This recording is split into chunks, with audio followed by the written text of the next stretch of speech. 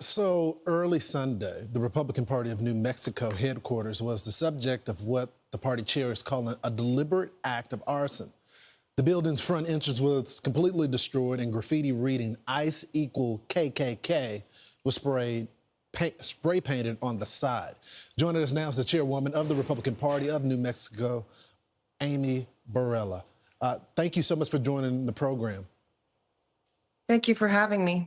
So, Amy, I want to play this soundbite first from one of the members of Congress and get your reaction. Let's play it. How are we going to respond? Because people keep asking about me, what do we do? What are you doing? What more can you do? And we have a three-pronged project. Legislate, litigate, agitate. And you guys are part of the agitate part. So don't feel like we are hopeless or helpless. When we express our outrage, and it is universal, they are forced to put it back. The Congresswoman later said this in an X post after the attack. Political violence is unacceptable, including the arson attack on New Mexico's GOP headquarters. The perpetrators must be held accountable. Every American should be able to freely and safely participate in our democracy. At my town hall yesterday, I spoke about love and action, about the importance of showing respect and listening. This is what we need right now. Now, obviously, that was a softer term in tone before, after the fact of this bombing. What do you have to say about it? Well, I believe that she changed her statement as soon as I came out to the media and was calling her out on those statements. I mean, you're holding a town hall to discuss about the love of the community, and you use the words agitate, I think is contradictory. Yeah, so don't you think the temperature just needs to be lowered? It looks like it's coming from one side right now. I think spirited debate is great, but it's clear that they're targeting Tesla, Republicans' headquarters. When is it going to end? You know, it ends with the left calling out, and just instead of calling out for violence and the destruction of the United States and across New Mexico, how about we come to the table and work together and fix the crime problems in New Mexico instead? Yeah, so Madam Chairwoman, can you give us some details of exactly what happened that day?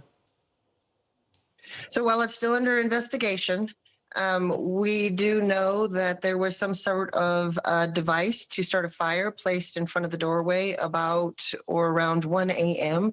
and that the ignition was about 5 a.m. Yeah, was anyone anticipated or supposed to be in the building at the time of this attack? No, thankfully not. And that's been one of my worries, for the last few months is with all this going on across the United States, I'm really worried about our safety of our staff. Do you think it's okay for you to reopen your facility, or are you guys taking extra security precautions going forward? We will probably be in remodeling for 2 to 3 months. So we are going to temporarily relocate in a different community that hopefully has a lower crime rate that we can feel safer in. And we will address the security system as we move it back into our old headquarters. Have you talked to the FBI or anybody about this, since this was clearly a political attack? This has been deemed a hate crime, and I know that they're going to be back today to do more investigations and collect more cameras from the neighboring businesses. So yes, we are in close contact with ATF and the FBI. Gotcha. And the Attorney General did reach out to me yesterday as well. Wow. We're praying for you folks right there. Hopefully we can get the temperature down just a little bit. Thank you so much. Thank you. I'm Steve Ducey. I'm Brian Kilmeade. And I'm Ainsley Earhart. And click here to subscribe to the Fox News YouTube page to catch our hottest interviews and most compelling analysis.